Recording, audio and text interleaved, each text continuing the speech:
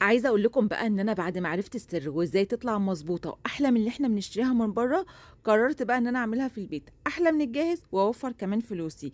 يالّا بينا نشوف عملنا الوصفة الجامدة دي إزاي، بس يا ريت في الأول كده ما تبخلوش على الفيديو بلايك وتعليق حلو منكم. في الأول كده هنجيب نص كيلو من الفول السوداني. هناخد الفول السوداني كده زي ما هو وهنحطه على النار. عايزين نسخنه لدرجة ايه؟ لدرجة ان احنا لما بنيجي نحط ايدينا عليه بنلاقيه كده مش قادرين نستحمل السخونة. لازم الفول السوداني نسخنه كويس جدا، مع مراعاة ان احنا ما نحرقهوش او ياخد لون غامق، فاهميني؟ وطبعا النار لازم تكون هادية جدا لحد ما يبدأ ياخد اللون او لحد ما يبقى ساخن جدا معانا بالشكل ده. هو كده تمام قوي معانا.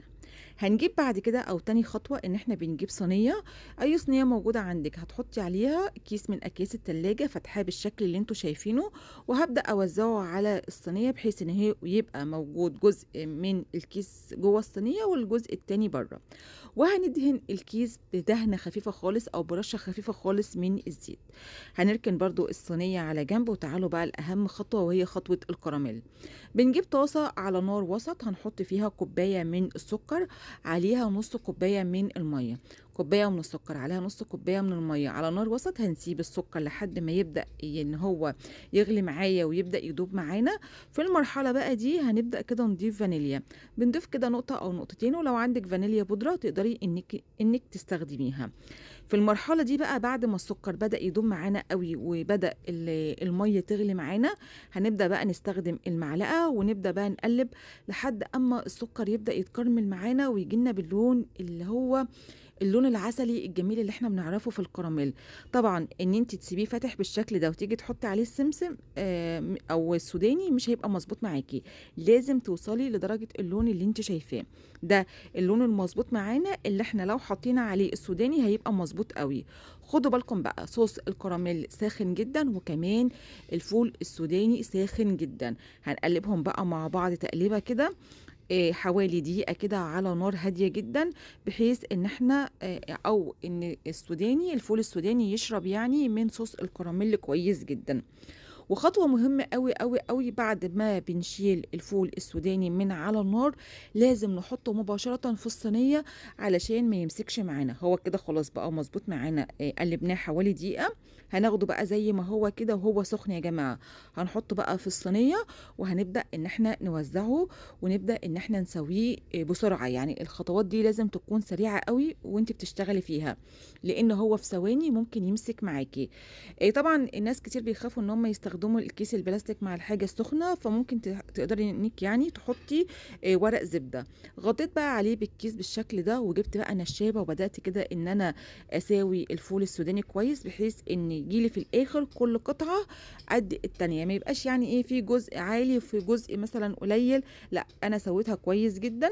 وبعد كده هشيل من عليها الكيس. عايزه اقول لك بقى جميل جدا وشايفه لونه عامل ازاي. وطبعا بقى عايزه اقولك على خطوه مهمه قوي، ان احنا مباشره لازم نقطع الفول السوداني او نقطع الفوليه. ليه بقى؟ لانها برضو لو اتمسكت معانا وجينا نقطعها استحاله ان هي تتقطع معاكي بالسكينه. طبعا هتقطعيها على حسب الحجم اللي انت عايزاه. انا بالنسبه لي حابه اعمل الحجم زي اللي احنا بنشتريه من بره بالظبط. وطبعا بقى عايزه اقولك حاجه، ان انا ما استنيتش عليها ساعه ولا ساعتين ولا اي حاجه، لا هي ما شاء الله في وقتها بالظبط قدرنا ان احنا ناكل منها، وكانت ناشفه جدا. مش ناشفه يعني ان هي صعبه ان هي تتاكل، لا يعني كانت مظبوطه. ولما بتيجي كمان تقطعيها بتتقطم معاكي في منتهى السهوله. طبعا شايفين الشكل بتاعها عامل ازاي، زي اللي احنا بنشتريه من بره. حاولت هنا ان انا اصورها لكم من كل الاتجاهات علشان تشوفي قد ايه الفوليه احلى بكتير كمان من اللي احنا بنشتريها من بره. كمان اللي احنا كمان قصدي ان احنا ما استخدمناش فيها عسل كلوكوز خالص، ولا عملنا او حطينا مثلا جيلاتين ولا اي حاجه. لا، هو يا دوبك السكر وشويه ميه وطلع عندنا احلى فوليه واحلى كمان من اللي احنا بنشتريها من بره.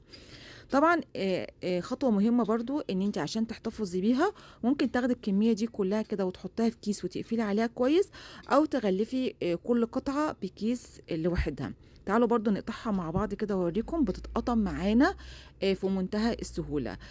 كمان طبعا عايزة اسألكم على رأيكم، يعني الوصفة دي بجد تستحق كام على 10؟ لو تكتبوا لي طبعا آرائكم تحت في الكومنتات، وتكتبوا لي بتتابعوني من انهي بلد، وكمان حابين ان شاء الله الايام الجاية الفيديوهات تكون صامت ولا بصوتي.